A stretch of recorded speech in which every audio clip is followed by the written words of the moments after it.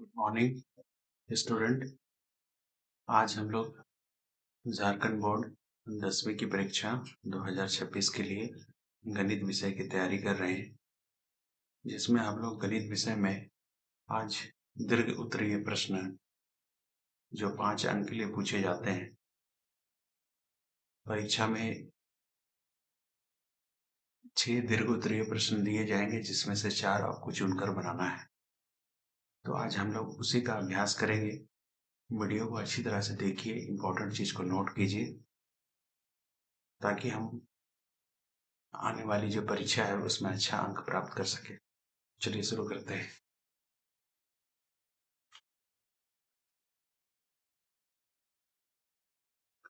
प्रश्न है, द्विघात समीकरण 2x² - 7x + 3 = 0 का विवेचक तथा मूलों की प्रकृति ज्ञात करें।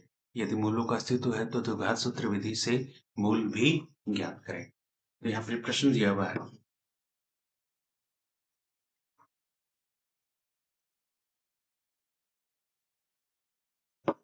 2x² - 7x + 3 = 0। यहाँ सबसे पहले हम लोग ये द्विघात समीकरण में से सबसे पहले a का वैल्यू निकालते हैं 2, b का वैल्यू हो गया -7 और c का वैल्यू हो गया 3। सबसे पहले हम लोग निकालते हैं विवेचक, जिसको विवेचक भी बोलते हैं, संक्षेप में d बोलते हैं। d बराबर b² - 4ac है। b का मान है -7 -7 का स्क्वायर, a का मान है 2, ये है 3। -7 का स्क्वायर 49, 8 दिया 24। हम लोग को d का मान क्या होगा, 25। तो d का मान ये तय करता है कि मूलों का अस्तित्व होगा या फिर नहीं होगा। हम लोग लिख सकते हैं मूलों का अस्तित्व होगा। तो यहाँ हम लोग क्या है, d का मान आपका क्या है, 25 है। ठीक है, मूलों का अस्तित्व है, d का मान 25 है। तो हम लोग यहाँ d जो निकल चुका है 25। आप चाहें तो √d का मान निकाल सकते हैं। 25 का वर्गमूल कितना हो गया, अच्छा ठीक है। अब हम लोग लिखेंगे मूलों की प्रकृति। मूलों की प्रकृति, मूलों की प्रकृति, मूलों की प्रकृति क्या है? क्योंकि d का जो मान है वो 0 से अधिक है, मतलब धनात्मक है। क्योंकि मूल जो है d से क्या है, बड़ा या कह सकते हैं, बड़ा या बराबर तो नहीं कहेंगे, बड़ा है। तो इस स्थिति में बड़ा है, इसलिए मूल वास्तविक एवं असमान होंगे। वास्तविक एवं असमान होंगे। यदि d का मान 0 आता तो भी मूल वास्तविक होता और तभी उस स्थिति में समान होता।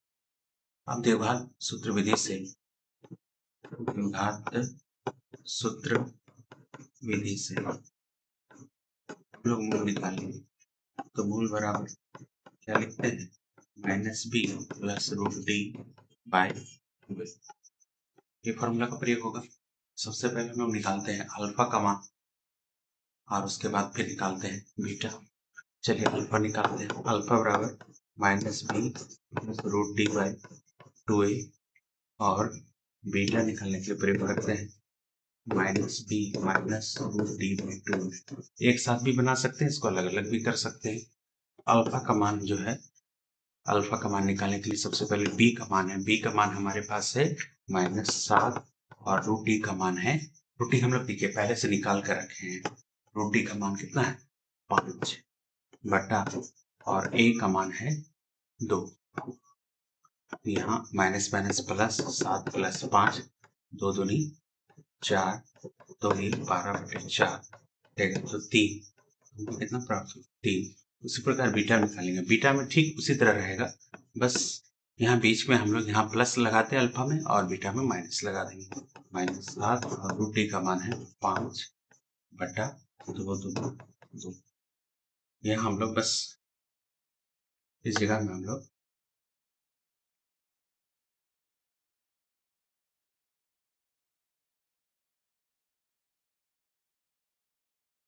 यहाँ माइनस लगाएंगे और रूट डी का मान कितना बैठाएंगे 5 और 2 गुना 2 कितना हो गया 2 दूनी 4 7 माइनस 5 तो 7 में से 5 गया तो बचा तो 2 घटेगा तो 2 एक का 2 2 दूनी 4 कितना गुना 1/2 अंत में हम लोग लिखेंगे मूल बराबर पहला मूल लिखेंगे 3 और दूसरा मूल लिखेंगे 1। तो इस तरह से हम लोग बना सकते हैं। ये बहुत ही अच्छा क्वेश्चन है, आने वाले एग्जाम के लिए बहुत इंपॉर्टेंट है। ठीक है, इस तरह से हम लोग बना सकते हैं। चलिए आगे का प्रश्न देखते हैं। उम्मीद करते हैं समझ आया होगा। क्वेश्चन नंबर 2 में आ जाइए। क्वेश्चन नंबर 2 कह रहा है, ठीक इसी तरह क्वेश्चन है, 2x² माइनस 6x प्लस 3 बराबर 0।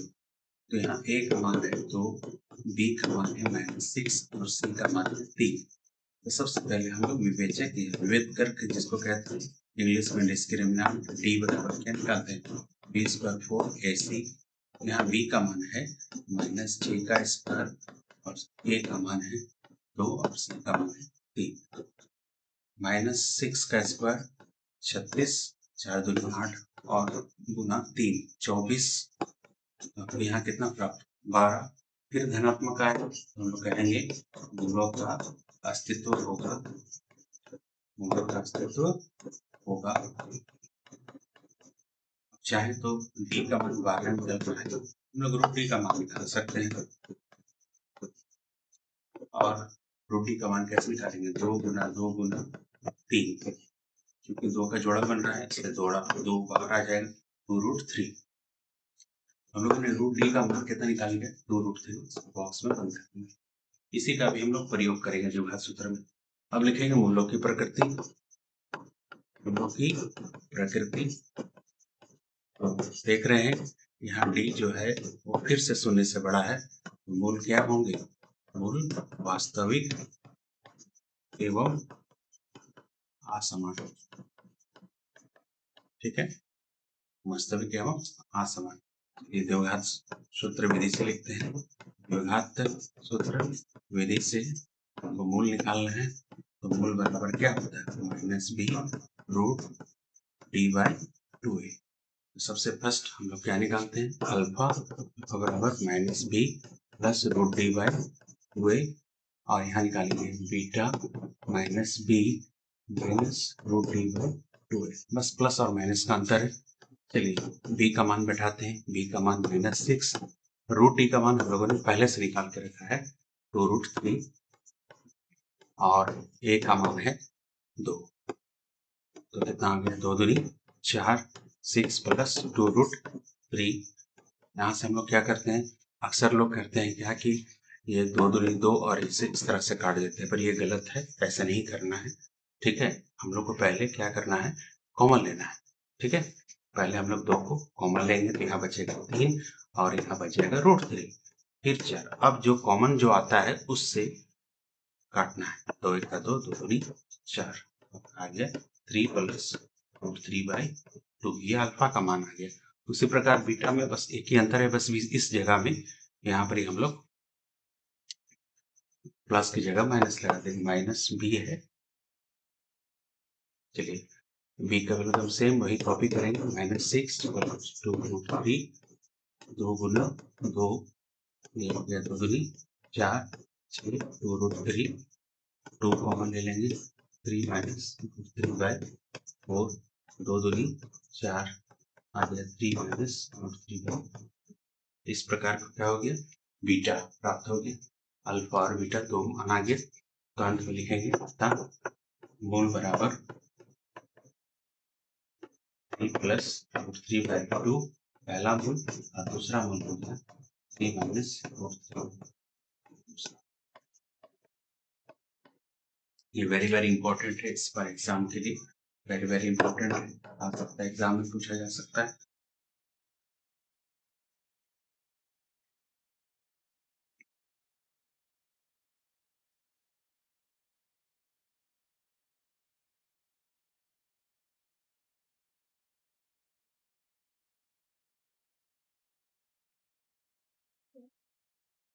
ठीक है, तो समझ तो आया ही होगा, पर ये अच्छा इंपॉर्टेंट क्वेश्चन है, इसको बार बार बनाकर देखिए, अभ्यास कीजिए। चलिए आगे देते हैं क्वेश्चन नंबर 3। क्वेश्चन नंबर 3 भी द्विघात समीकरण से है, इसी तरह का प्रश्न है। यहाँ समीकरण है 3x² माइनस 2x प्लस 1/3 और 0। ए का मान है 3, बी का मान -2 और सी का मान है 3। सबसे पहले हम विवेचक विवेचक कर या फिर इसको हम कर 4 AC CA। यहाँ बी का मान है -2 का स्क्वायर और सी का मान है 1/3 और ए का मान है 3। -2 का स्क्वायर 4, ये 3 कट सकता है, तो रिजल्ट को 4 मिल गया। तो यहाँ देख रहे हैं हम लोग का मूल क्या आ गया, 0। जब मूल 0 आता है तो भी मूलों का अस्तित्व होगा, मूल का अस्तित्व होगा। बस एक ही स्थिति में मूलों का अस्तित्व नहीं होगा, जब डी 0 से छोटा मतलब ऋणात्मक में आए डी का मान। तो यहाँ डी का मान का 0 आए तो रूट डी निकाल के रखते हैं, तो रूट 0 का रूट तो क्या होता है, 0 ही होता है। इसका प्रयोग करेंगे। चलिए मूलों की प्रकृति निकालेंगे, मूलों की प्रकृति।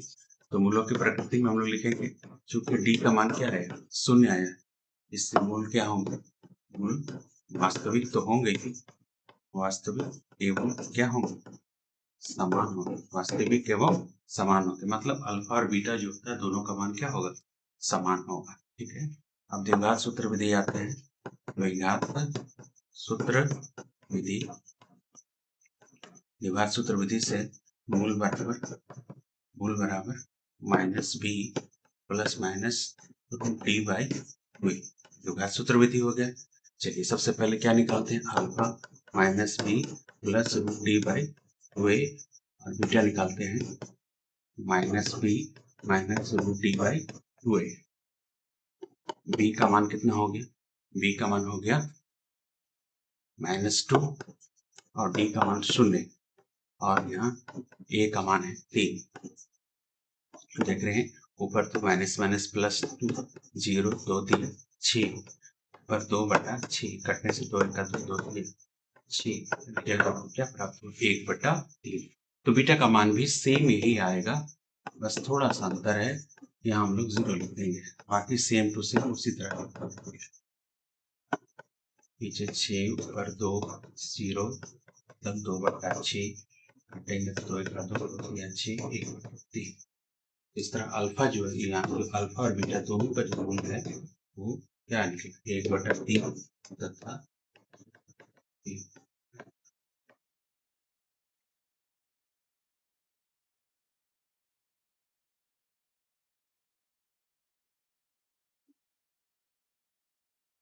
ठीक है,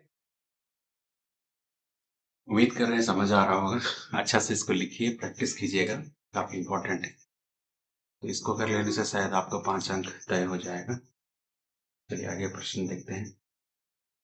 आगे जो एक प्रश्न है ये समरूपता से है, चैप्टर नंबर 6 से है। ये एक प्रमेय है जिसको हम लोग थेल्स प्रमेय कहते हैं, इसका दूसरा नाम, इसको हम लोग थेल्स प्रमेय कहते हैं, थेल्स प्रमेय। और इसका दूसरा नाम भी है आधारभूत अनुपातिकता प्रमेय, आधारभूत अनुपातिकता प्रमेय भी कहते हैं। ठीक है, चलिए इसको बनाने की कोशिश करते हैं, इसको सिद्ध करने की कोशिश करते हैं। कह रहा है कि किसी त्रिभुज के एक भुजा के समांतर अन्य दो भुजाओं के भिन्न भिन्न बिंदुओं पर प्रतिच्छेद करने के लिए एक रेखा खींचा जाए तो ये अन्य दो भुजाओं को एक ही अनुपात में विभाजित करती है। तो यहाँ ध्यान देंगे, सबसे पहले हम लोग एक तो फिगर बना लेते हैं।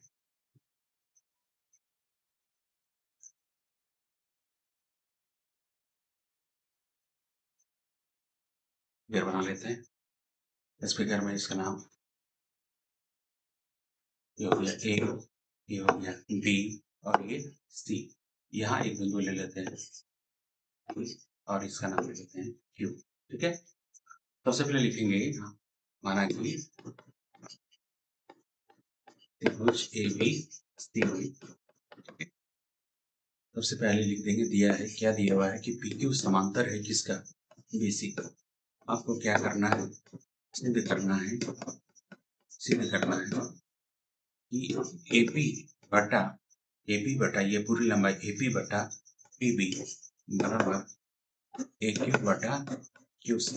ये आपको सिद्ध करना है, ठीक है। तो सिद्ध करने के लिए हम लोग को क्या करना पड़ेगा, रचना करते हैं। क्या करते हैं, रचना। ध्यान से देखिएगा, रचना में ही समझना है अच्छी तरह से। सबसे पहले क्या करते हैं, आकृति में हम लोग यहाँ देख रहे हैं कि ऊपर एक त्रिभुज बन रहा है ए पी क्यू। ऊपर एक त्रिभुज बन रहा है ए पी क्यू। इस त्रिभुज ए पी क्यू में हम लोग सबसे पहले क्या करते हैं, रचना करते हैं। बिंदु क्यू से लंब डाल देते हैं। मान लीजिए इसका हम फिगर चेंज कर देते हैं, लंब डाल दिया, ये आपका लंब डल गया। इसका नाम दे देते हैं एम। क्या नाम देते हैं, एम, ठीक है। और एक दूसरा ले लेते हैं फिगर, इससे लंब डाल देते हैं यहाँ पर ही, इसका नाम दे देते हैं क्यू है। ये लंब है, ठीक है। यहाँ तक समझ में आ रहा है। अब क्या करते हैं, नेक्स्ट में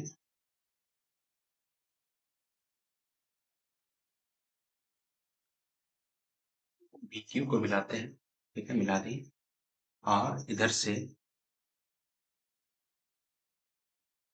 पीसी को मिलाते हैं, ठीक है, ठीक है।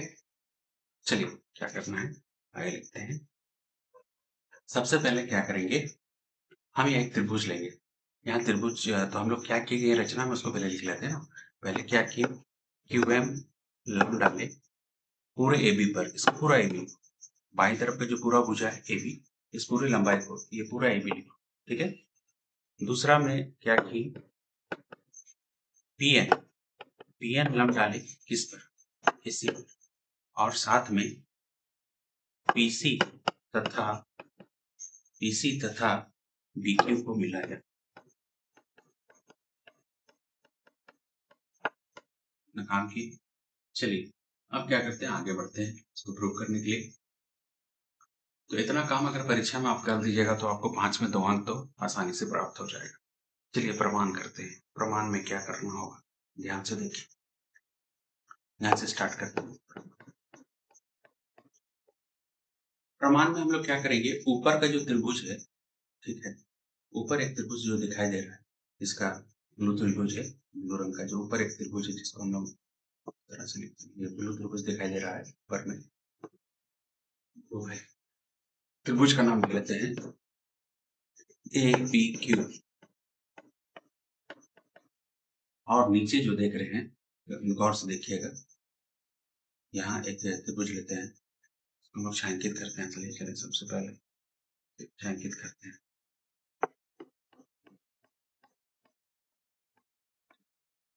ये छायांकित कर रहे हैं, जो ग्रीन वाला छायांकित भाग वो त्रिभुज के लेते हैं। तो सबसे पहले त्रिभुज का नाम क्या होगा, बी पी क्यू। में हम लोग पहले क्या करते हैं, दोनों का क्षेत्रफल लेते हैं।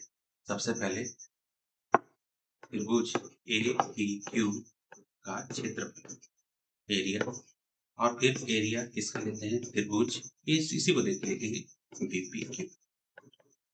देखिए त्रिभुज का क्षेत्रफल के लिए एक बेसिक फार्मूला बनता है।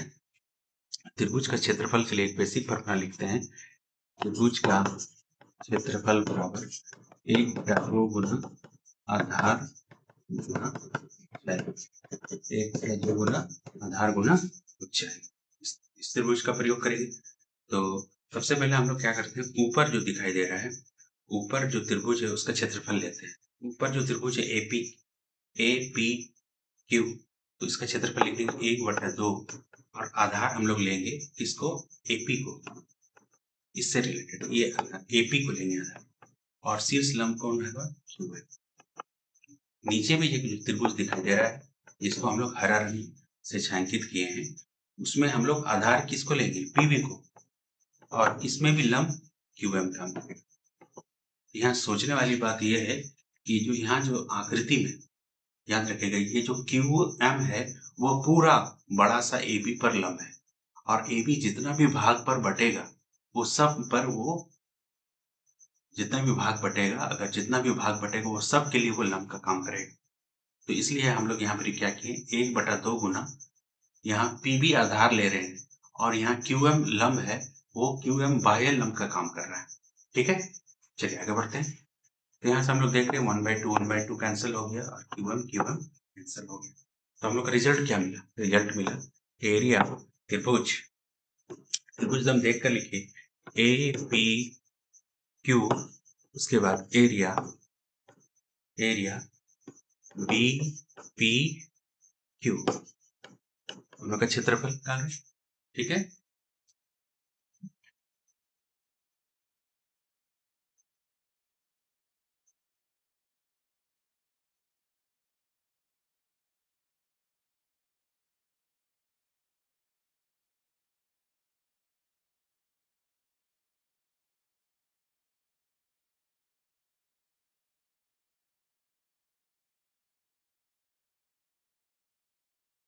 तो 1/2 गुना 1/2 गुना यहाँ क्या हो गया, ध्यान देंगे 1/2 गुना AP बटा QM है। तो यहाँ से क्या निकला, सॉरी, तो यहाँ से हम लोग 1/2 तो कैंसिल हो गया, यहाँ से निकला AP बटा क्या निकला, PB,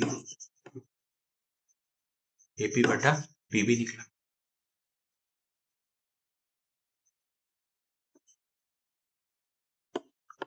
ये हो गया समीकरण 1, ठीक है। उसी प्रकार फिर से हम लोग ऊपर का त्रिभुज लेंगे, त्रिभुज APQ, और यहाँ दूसरा त्रिभुज, तभी बाएं तरफ का त्रिभुज ले, अभी हम लोग दाईं तरफ का त्रिभुज लेंगे। चलिए त्रिभुज लेते हैं, त्रिभुज ले लीजिए, इसका कलर चेंज करते हैं, कलर कुछ अलग कर देते हैं, हाँ पहले कर देते हैं। त्रिभुज, त्रिभुज का नाम क्या होगा, त्रिभुज का नाम होगा त्रिभुज PQC।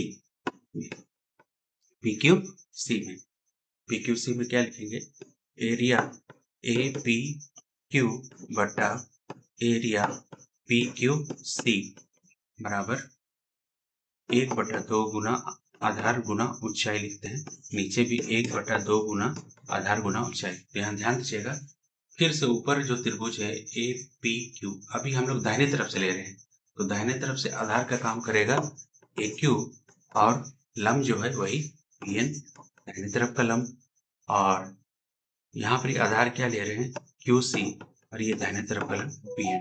1/2 कैंसिल हो गया और PN कैंसिल हो गया, तो AQ बटा क्या बचा, QC। इसको हम लोग ठीक उसी तरह कॉपी कर देंगे, त्रिभुज APQ और त्रिभुज PQC, ठीक है। इसको समीकरण क्या मान लेंगे। अब यहाँ दिक्कत है कि समीकरण 1 और 2 का जो राइट साइड है उसी को हम लोग को क्या करना है, प्रूव करना है। दोनों का राइट साइड को, दोनों का राइट साइड को हम लोग को क्या करना है, दोनों का राइट साइड को हम लोग को क्या करना है, प्रूव करना है। ये इसका राइट और इसका राइट, ये दोनों को हम लोग को क्या करना है, बराबर करना है, ठीक है। तो ये दोनों का राइट साइड तब बराबर होगा जब दोनों का लेफ्ट साइड बराबर। तो लेफ्ट साइड में क्या है, दोनों का अंश तो बराबर है, पर हर जो है, यहाँ देख रहे हैं हर बराबर नहीं है, हर बराबर नहीं। तो इस परिस्थिति में हम लोग क्या करेंगे, हर तो बराबर नहीं हो रहा, तो हम लोग क्या करते हैं, किसी भी तरह से ये दोनों त्रिभुजों का क्षेत्रफल को बराबर दिखाते हैं। तो यहाँ पर एक नियम है, ध्यान दीजिएगा, नियम क्या है, ध्यान से देखिए सब कुछ। वो नियम क्या है कि आकृति में देख रहे हैं, आकृति में लिखेंगे यहाँ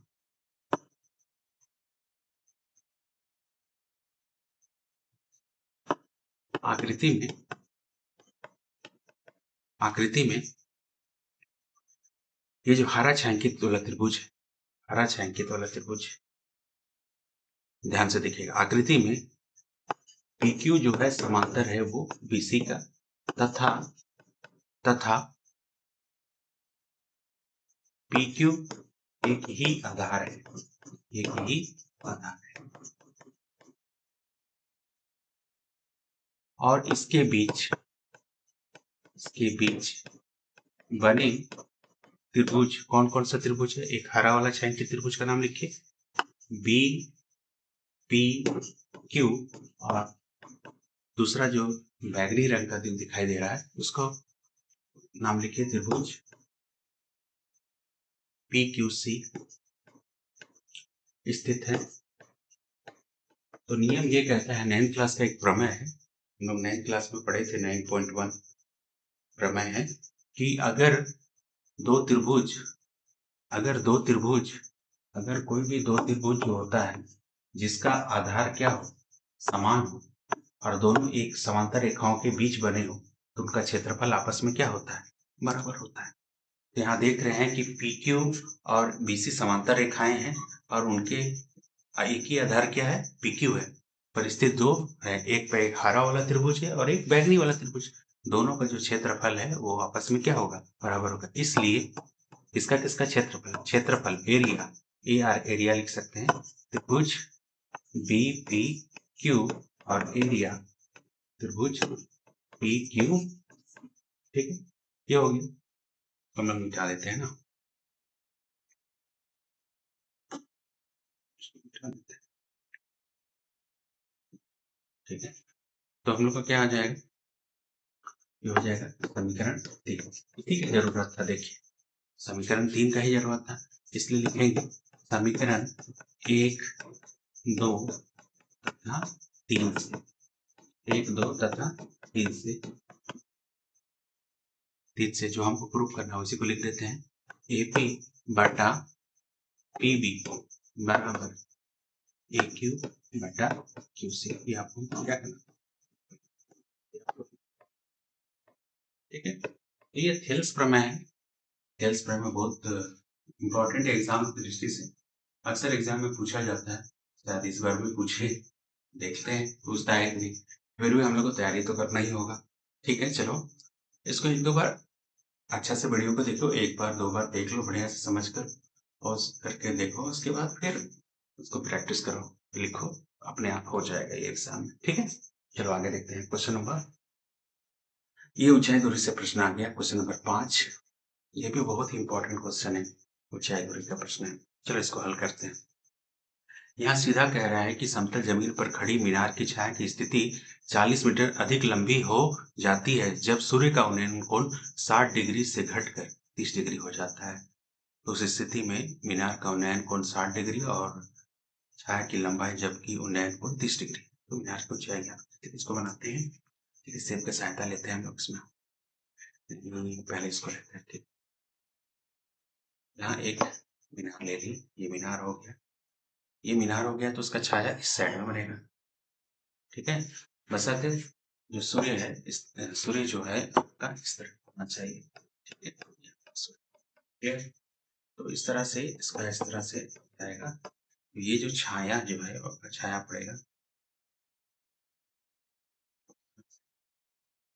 ठीक है, छाया पड़ा, तो इसका नाम हम लोग लेते हैं, ये हो गया आपका, ये हो गया ए, ये हो गया बी, और इसका नाम लेते हैं सी।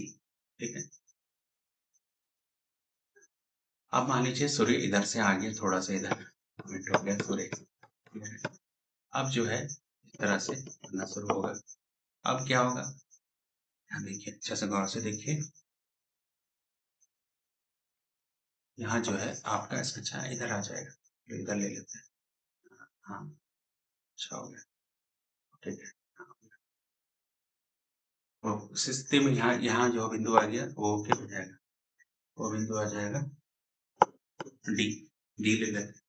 तो पहले छाया इतना लंबा था, BC था, अभी छाया कितना हो गया, BD हो गया, मतलब घट गया। पहले छाया क्या था, 40 मीटर घट गया। ठीक है, कभी छाया, तो पहले ही मान लीजिए, ऐसे भी समझ सकते हैं, पहले मान लीजिए यहाँ था, अभी इसका छाया घटकर बढ़कर यहाँ तक चला गया, तो अंतर कितने का हो गया, 40 का हो गया। बात दोनों तरफ से समझ सकते हैं। तो मान लीजिए आपको जो मीनार है उसका ऊंचाई आपको निकालना है, जिसका ऊंचाई हम लोग क्या मान लेते हैं, एच मान लेते हैं। क्या मान लेते हैं, एच मान लेते हैं। ठीक है, ये हमको मीनार आपको निकालना है। क्लियर है, चलिए स्टार्ट करते हैं। और उन्नयन कोण, पहले उन्नयन कोण और बाद का उन्नयन कोण, थोड़ा कंफ्यूजन होता है, तो यहाँ याद रखिएगा 30 डिग्री और यहाँ क्या होगा 60 डिग्री। बस थोड़ा सा आपको इंट्स की देते हैं कि जितना हम लोग मीनार की तरफ बढ़ेंगे उतना उन्नयन कोण डिग्री क्या होते जाएगा, बढ़ते जाएगा। यहाँ 30 है तो क्या हो जाएगा 60। ऐसा कभी नहीं हो सकता कि यहाँ पर 30 लिखेंगे और यहाँ क्या लिखेंगे 60, ये गलत हो जाएगा। ठीक है, ऐसा नहीं करना है।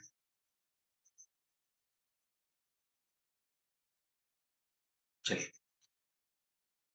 सबसे पहले हम लोग लिखते हैं माना कि मीनार ए बी की ऊंचाई बराबर h मीटर, क्या दिया है DC बराबर कितना मीटर है 40 मीटर। ठीक है, सबसे पहले हम लोग ले लेंगे त्रिभुज का नाम लेते हैं A B D. A B D में हम लोग लेते हैं सबसे पहले 1060। तो 1060 बराबर क्या हो जाएगा, सामने का भुजा हम लोग 1060 में वो जानते हैं 1060 में क्या होता है, थोड़ा सा लिख लेते हैं। तो इसके लिए tan थीटा बराबर होता है लंब बटा आधार, और 1030 का वैल्यू होता है 1/√3 और 1060 का वैल्यू होता है ये मदद करेगा।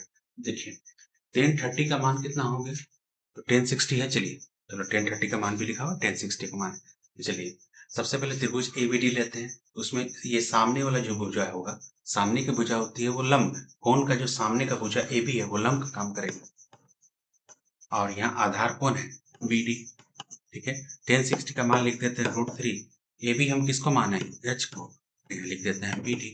ठीक है, क्रॉस मल्टीप्लिकेशन करेंगे यार, जगह बदल सकते हैं, तो यहाँ बी डी गुना क्या हो गया √3 बराबर एच, बी डी बराबर क्या हो गया h/√3 मीटर निकल। ठीक है, इसको बॉक्स में बंद कर देते हैं क्योंकि अभी हम लोग इसका यूज करेंगे। चलिए आगे बढ़ते हैं। यहाँ बड़ा त्रिभुज दिखाई दे रहा है, बड़ा त्रिभुज का नाम क्या है ए बी सी, त्रिभुज ए बी सी। यहाँ 10 क्या ले लेंगे 30, फिर सामने की भुजा 30 डिग्री के सामने की भुजा कौन है ए बी, और आधार कौन है, यहाँ आधार कौन है बी सी। तो ए बी को रहने देंगे, बी सी दो टुकड़ा में बढ़ जाएगा, पहला टुकड़ा कौन है बीपी और दूसरा टुकड़ा क्या है सी डी। 1030 ही रहेगा, तो 1030 का मान क्या हो गया 1/√3। ए बी का मान कितना है h, और बीपी का मान क्या है निकल, बीपी का मान बीपी नहीं है बीडी, सॉरी बीडी।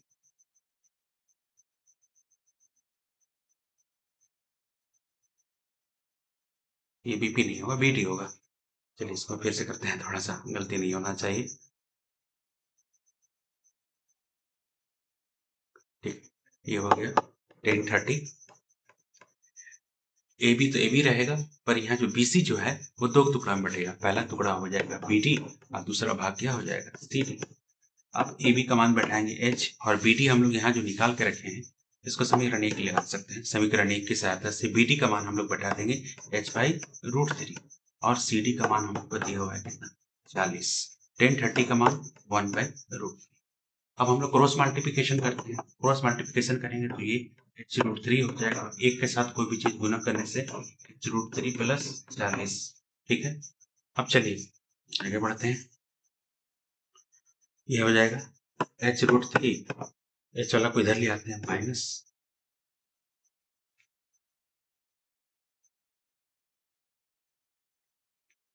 h√3 है, इसको इधर ले आते हैं h/√3, और यहाँ का मान कितना है 40। अब यहाँ क्या करते हैं √3 एलसीएम हो जाएगा, यहाँ क्रॉस कर सकते हैं, h√3 और √3 को गुना करेंगे तो 3h, 1 को ऐसे गुना करेंगे तो h बराबर क्या हो गया 40, 3 ऐसे चला गया तो ये 2h/√3 बराबर 40, इसलिए 2h बराबर क्रॉस मल्टीप्लिकेशन करेंगे 40√3, इसलिए h बराबर 40√3/2, मतलब क्या हो गया 20, h बराबर क्या हो जाएगा 20√3। अतः अंत में लिखेंगे मीनार ऊंचाई बराबर 20√3 मीटर। ठीक है, बहुत इंपॉर्टेंट क्वेश्चन है, एग्जाम में पूछा जाता है, इसलिए इसको अच्छे से तैयारी करिए। चलिए आगे बढ़ते हैं।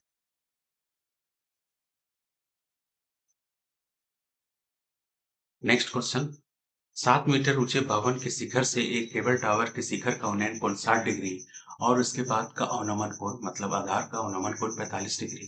तो टावर की ऊंचाई याद करें, टावर मतलब मीनार, ये इसमें टावर का मीनार हो गया।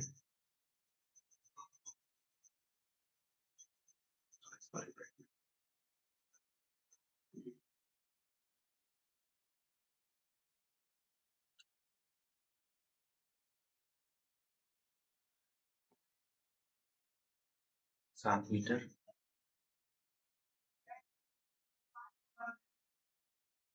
भवन है, ये हो गया भवन, ये इसको भवन लेते हैं।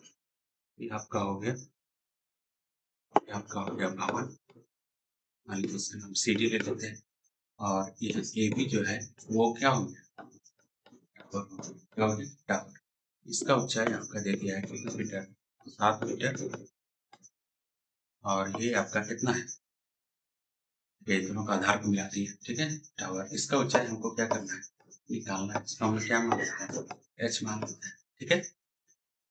ध्यान ध्यान दीजिएगा, इस बिंदु से कहता है कि 7 मीटर ऊंचे भवन के शिखर से एक केबल टावर का उन्नयन कोण 60 डिग्री है।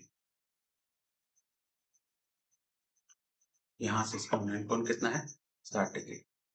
ऊपर से दिख रहा है तो उन्नयन कोण बनेगा, ठीक है। तो उन्नयन कोण बनाने के लिए क्या करना पड़ेगा, आपका कितना डिग्री है,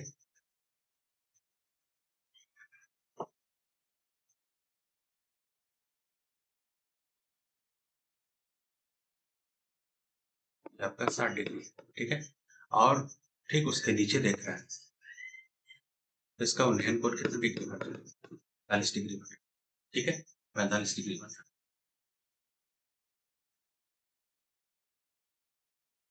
तो ये 45 है, तो इस हिसाब से ये भी क्या होना चाहिए, 45, क्योंकि ये दोनों समांतर है, तिर्यक रेखा का काम कर रहा है। तो सबसे पहले हम लिखेंगे माना कि मीनार, टावर लिखा है सॉरी, वर्ग बी की ऊंचाई बराबर h मीटर दिया है, भवन सी डी की ऊंचाई 7 मीटर। सबसे पहले हम लोग देखो इस त्रिभुज को लेते हैं, त्रिभुज बी सी डी 10 45 डिग्री बराबर क्या हो जाएगा, सामने का भुजा कौन है, सामने का भुजा ये हो गया, क्या होगा सी डी, और आधार कौन सा हो गया, ये बी डी। 1045 का मान 1, सी डी कितना है, सी डी का मान है 7, और बी डी को बी डी रहने देंगे। तो यहाँ से हम लोग का एक चीज निकला, तो बी डी क्रॉस करेंगे, क्रॉस मल्टीप्लिकेशन, तो बी डी 7 मीटर, तो बी डी का मान कितना निकल गया, 7 मीटर निकल गया। चलिए त्रिभुज में आ जाते हैं, ये 7 है तो ये भी सामने वाला भी क्या होगा, 7 होगा। यहाँ ध्यान से देखिए, इसका नाम ले देते हैं ई। अब हम लोग लेते हैं त्रिभुज ए ई सी में, ए ई और क्या है सी, ये हो जाएगा 10 60। सामने का भुजा यहाँ है ए और आधार कौन है, जिसको हम लोग लंब है ए, और आधार क्या है इसी। ध्यान देना, थोड़ा सा यहाँ ध्यान देना पड़ेगा। यहाँ जो इसी जो है वो किसके बराबर है, इसी जो बराबर है बीडी का, और बीडी का मान हम लोग निकाले हैं कितना, 7 है, ठीक है 7 मीटर लिख सकते हैं। और ए ई, ध्यान देंगे ए ई, ए का मान क्या है, तो ए जो है, ए जो है यहाँ दो हिस्सा में बटेगा। ए जो है बड़ा बड़ा सा ए बी में से अगर हम लोग इसको घटा देते हैं बीई को, और इसी की जगह में क्या लिख देते हैं बी टी, और ये 1060 रहने देते हैं। अब देख रहे हैं 1060 का जो वैल्यू होता है वो √3। ए बी, पूरा ए बी को क्या माने हैं, एच माने, और बीई का मान जो है बीई, नहीं नहीं, हाँ बीई, बीई जो है वो कितना है 7 मीटर। और BD का मान भी कितना है 7 मीटर। ठीक है, या तो हम लोग ऐसे समझ सकते हैं कि पूरा लंबाई को h माने और ये हम लोग का 7 निकला, तो ये कितना हो जाएगा, ये जो लंबाई हो जाएगा वो h माइनस क्या हो जाएगा, h माइनस h माइनस 7। चलिए क्रॉस मल्टीप्लिकेशन करते हैं, तो ये हो जाएगा h माइनस 7 और ये होगा 7√3। h बराबर क्या होगा 7√3 प्लस 7, 7 कॉमन लेंगे तो √3 प्लस, तो यहाँ मीनार की ऊंचाई कितना निकल गया, मीनार मतलब टावर, टावर की ऊंचाई बराबर कितना मीटर आ गया 7 plus 7 into 7√3 plus 1, 7 into √3 plus 1 metre.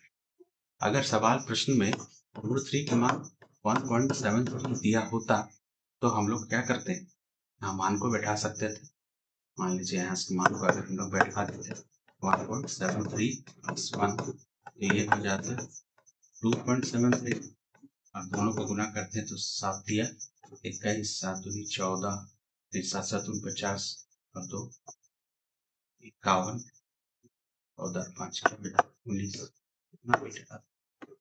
पर अगर जब तक √3 का मान नहीं दिया जाए आंसर आपका यही रहेगा। स्पष्ट है, ये वेरी वेरी इंपॉर्टेंट क्वेश्चन है एग्जाम के लिए, इस बार के लिए। तो इस तरह का क्वेश्चन को आप अच्छी तरह से तैयारी कीजिए और अच्छा से अभ्यास कीजिए ताकि आप एग्जाम में उसको अच्छी तरह से कर सकें।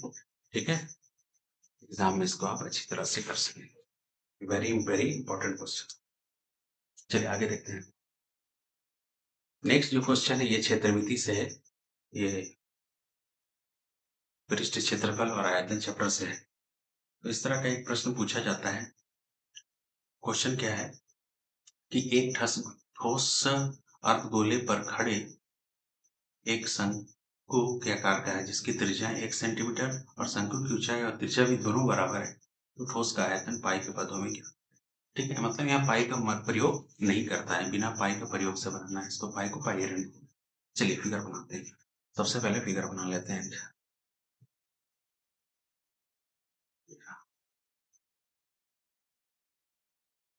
ये अर्धगोला हो गया। ठीक है,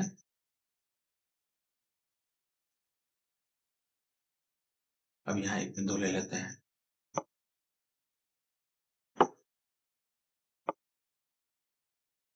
ये उसके ऊपर क्या लगा, सॉरी सॉरी,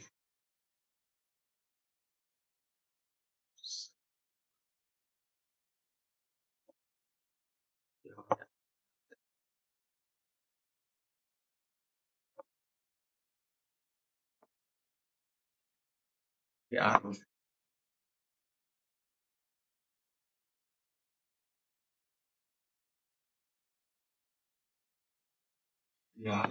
ये कितना हो गया आर, और ये क्या हो गया एच, ये लंबाई हो गया एच, आर हो गया। ठीक है, आर और एच हो गया, तो एक ठोस बन गया। अब यहाँ जो दिया हुआ उसको उसको लिखते हैं। देखिए सबसे पहले क्या दिया हुआ है, सबसे पहले दिया हुआ है एक अर्धगोला है, अर्धगोला है, और अर्धगोला के लिए तो सिर्फ आर ही होता है। आर का मान कितना है 1 सेंटीमीटर, यहाँ आर आपका स्पष्ट दे दिया 1 सेंटीमीटर, और यहाँ एच भी, एच का मान भी कितना होगा 1 सेंटीमीटर। और शंकु के लिए, शंकु के लिए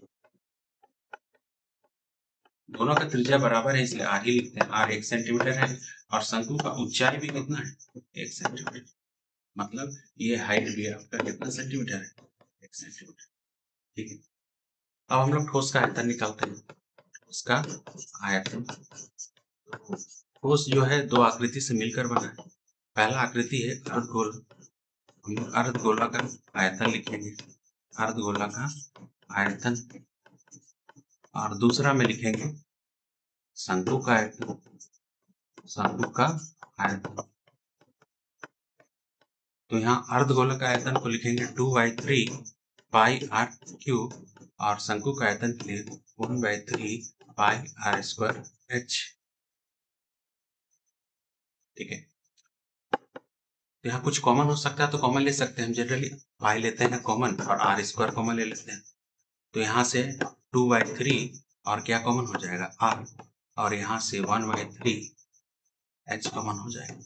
ठीक है, चलिए मान को बैठा देते हैं, पाई का रहेगा पाई ही रहेगा, पर इस r के जगह में 1 डाल देते हैं। यहाँ 2/3 r के जगह में 1, ये 1/3 और h के जगह भी 1, दोनों का मान तो एक ही है। ये पाई है, 1 का स्क्वायर तो 1 ही होगा। यहाँ 2/3, यहाँ कितना है 1/3। आगे बढ़ते हैं। आगे देखिए, पाई को 1 से गुना करेंगे नहीं होगा। ठीक है, यहाँ 3 और 3 एलसीएम क्या हो जाएगा 3, तो ऊपर बच गया 2 + 1। ठीक है, पाई हो गया 3, 2 और 1 क्या हो गया, तो कट जाएगा, तो बचा क्या 1 गुना 1 मतलब पाई सेंटीमीटर क्यूब, क्या हो गया। ठीक है, उस तरीके से बनाइए, बहुत ही अच्छा क्वेश्चन हो सकता है इस बार पूछ दे, वेरी वेरी इंपॉर्टेंट तो बोल सकते हैं सब। ठीक है, चलिए आगे बढ़ते हैं नेक्स्ट क्वेश्चन में। नेक्स्ट क्वेश्चन सांख्यिकी से है, बहुलक ज्ञात करना है। ठीक है, बहुलक ज्ञात करना है, और बहुलक को ज्ञात करते हैं, अच्छा से बनाते हैं। चलिए, बहुलक ज्ञात करने के लिए क्या करना पड़ता है, सबसे पहले एक बार हम लोग लिख लेते हैं CI को। आपका CI दिया हुआ है, CI है 15, 5 से 15, 15 से 25, 25 से 35 और 35 से 45, 45 से 50, 50 से 55। ठीक है, और 55 से, ठीक है। एफ के बारे में क्या दिया हुआ है, 6 है, 11 है, 21 है, 23 है, 14 है, 5 से 15, 15 से 25, 25 से 35, 35 से 40, 6, 11, 21, 23, 14, 5 से 15, 15 से 25, 25 से 35, 35 से 45, 45 और यहाँ गलती हो गया, गलती क्या है लिख लेते हैं, गलती क्या है,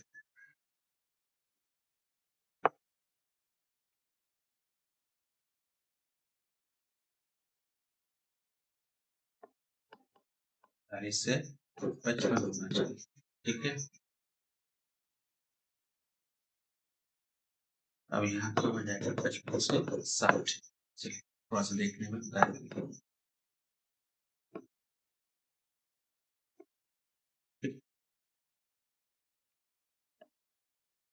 सबसे पहले क्या करेंगे, हम लोग सबसे पहले बहुलक निकालने के लिए हम लोग को बहुलक वर्ग निकालना पड़ता है। क्या निकालना पड़ता है, बहुलक वर्ग, बहुलक वर्ग। और बहुलक के लिए जो सूत्र होता है, बहुलक ज्ञात करने के लिए हम लोग सूत्र लिखते हैं, L + F1 - F0 2F1 2F0 - 2F2 into H। ठीक है, तो कौन क्या क्या है उसके बारे में हम लोग को जानकारी होना चाहिए। सबसे पहले देखिए, हम लोग का सबसे पहला काम है बहुलक वर्ग निकालना। बहुलक वर्ग के निकालने के लिए हम लोग क्या करेंगे, बारंबारता में देखेंगे। बारंबारता में सबसे अधिकतम अधिकतम कितना है 23, मतलब आपका जो बहुलक हो गया वो कितना हो गया, बहुलक का जो वर्ग, बहुलक वर्ग जो है वो आपका कितना हो गया, तो बहुलक वर्ग जो हो गया आपका कितना आ गया 35 से 45। ठीक है, बहुलक वर्ग हो गया 35 से 45। तो इससे हमको क्या निकलेगा, देखिए बहुलक वर्ग से हमको ये देखिए, ये निम्न सीमा होता है और ये उच्च सीमा। ठीक है, तो यहाँ निम्न सीमा जिसको लोअर लिमिट, जिसको L बराबर के 35 है, और एक होता है H। H जो होता है वर्ग माप, H क्या है, वर्ग माप है। H का मान वर्ग माप, मतलब इन दोनों का अंतर। H जो है वर्ग माप है, इसको कह सकते हैं H जो है वो क्या है, वर्ग माप है, वर्ग माप है।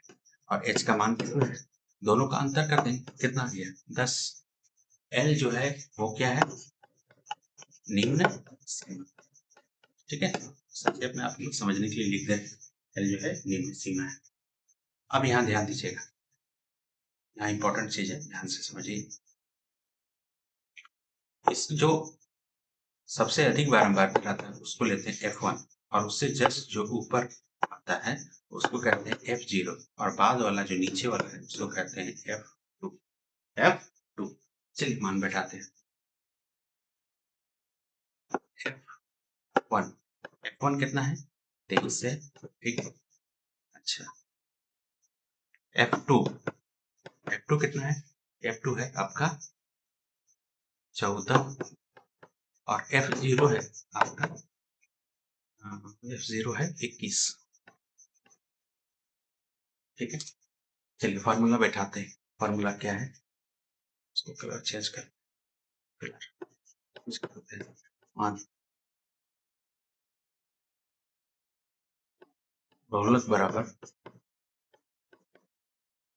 L plus F0 minus F0 by 2F1 minus F0 F2। L का मान कितना है? L का मान है यहाँ पर 35, ठीक है। F1 का मान है 23, F0 है 21, ये हो गया 21, F0 21, और F2 का जो मान है वो है 14। चलिए मान बैठाते हैं। 35 प्लस ये किस में चला जाए तो 2, ये 23 19 46, दोनों माइनस में है तो जोड़ सकते हैं, दोनों माइनस में है तो 14, ये हो गया 5 3 35, ठीक है। यहाँ 35 है प्लस 2, पहले घटा लेते हैं, ये घटा आ गया। हाँ, यहाँ पर एक चीज छूटते जा रही है, वो चीज क्या है? h, ठीक है। यहाँ h का मान कितना है? 10, लिखेंगे 10, ठीक है। हो गया 35, 20 बटा 11, 35 प्लस यहाँ पर हम लोग भाग कर देते हैं 20 को, 11 एक का 12 9 11 8 88, 11 जोड़ दिए तो 36.81, ऐसा हो गया। मतलब 35.01 में हम लोग क्या जोड़ देंगे? 1.81 को जोड़ना है, 0.5 3 6 36, मतलब आपका 36, ठीक है। बस इसमें थोड़ा सा आपको ध्यान रखना पड़ेगा, इसका मान निकालने के लिए इसमें इस चीज को आप थोड़ा सा ध्यान रखिएगा, ठीक है। क्लियर?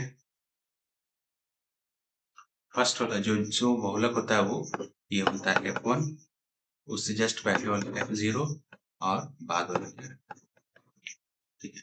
फॉर्मूला को अच्छी तरह से कर लीजिए, आपका फॉर्मूला हो गया, इस फॉर्मूला को अच्छी तरह से कर लीजिए याद, ठीक है। चलिए नेक्स्ट क्वेश्चन में आते हैं। नेक्स्ट क्वेश्चन है माध्यक। इस बार की परीक्षा के लिए माध्यक बहुत इंपॉर्टेंट है। चलिए सीधा प्रश्न पर आते हैं। आपका पहले माध्यक निकालने के लिए जो आपका CI है, ठीक है, CI लिख लेते हैं, CI और बारंबार का CI कितना है?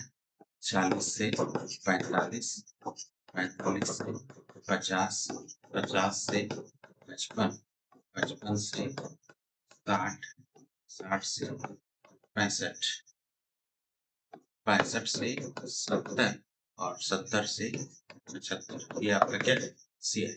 F का मान कितना दिया है? 2 है, 3 है, 8 है, 6 3 2, ठीक है।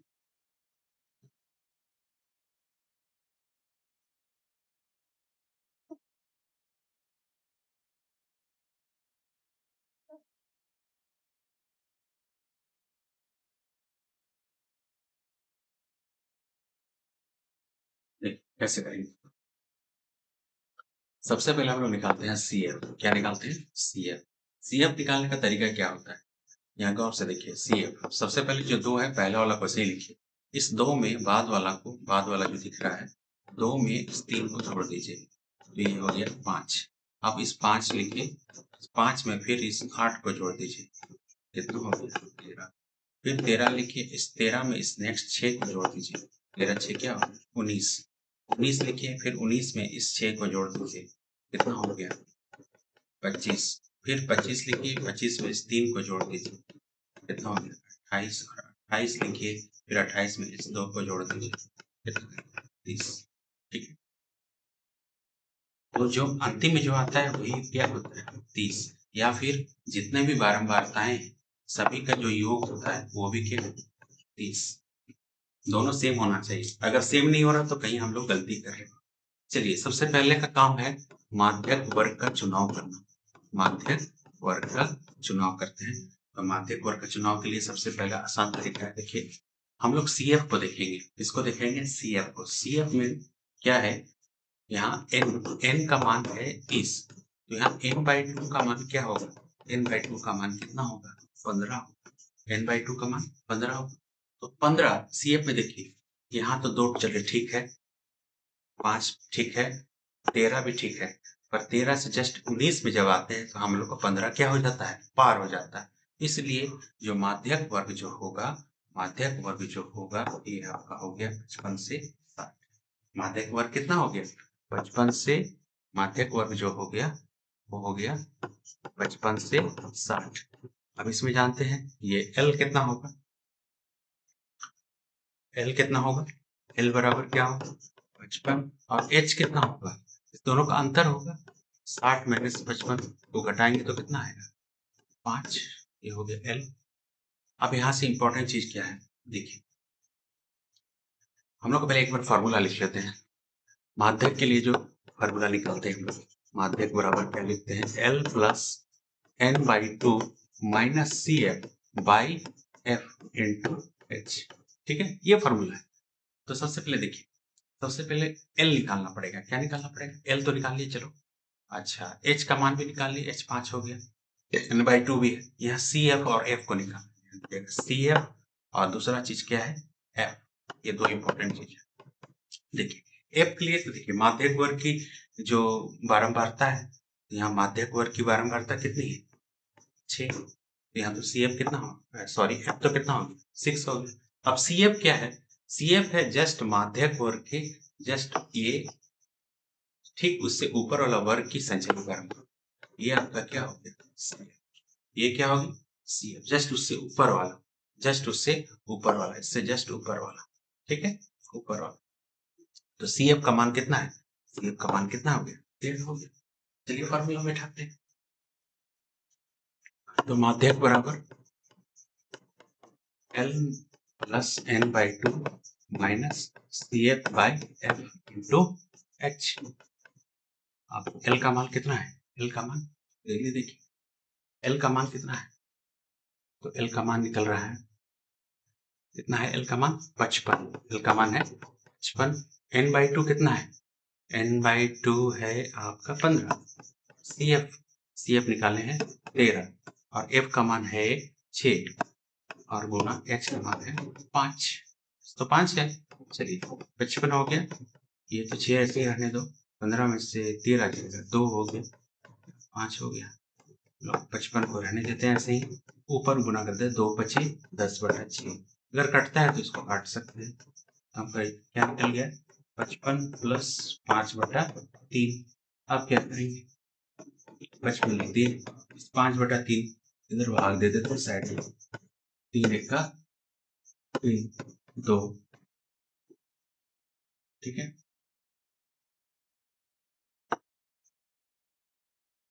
3 6 18, 3 6 18, तो कितना आ गया 1.66 आ गया।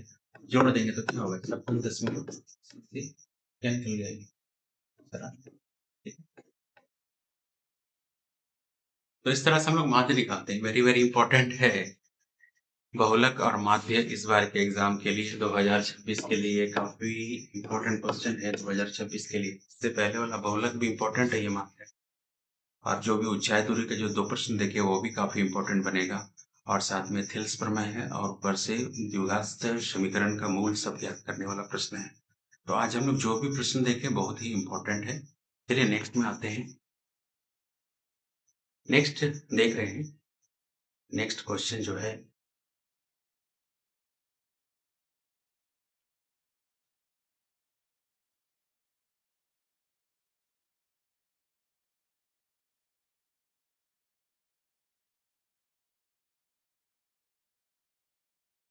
नेक्स्ट क्वेश्चन जो है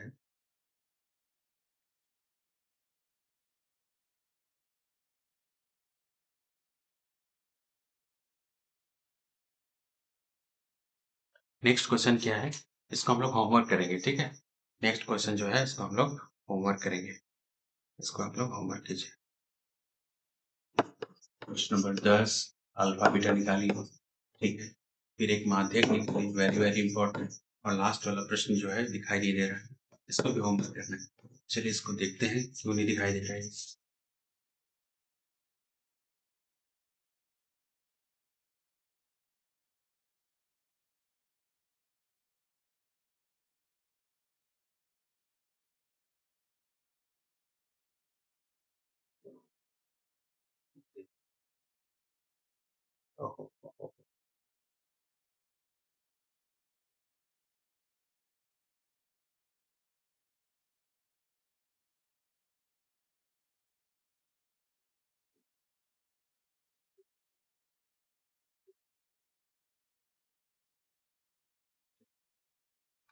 ये जो क्वेश्चन सब है इसको होमवर्क कीजिएगा, ठीक है।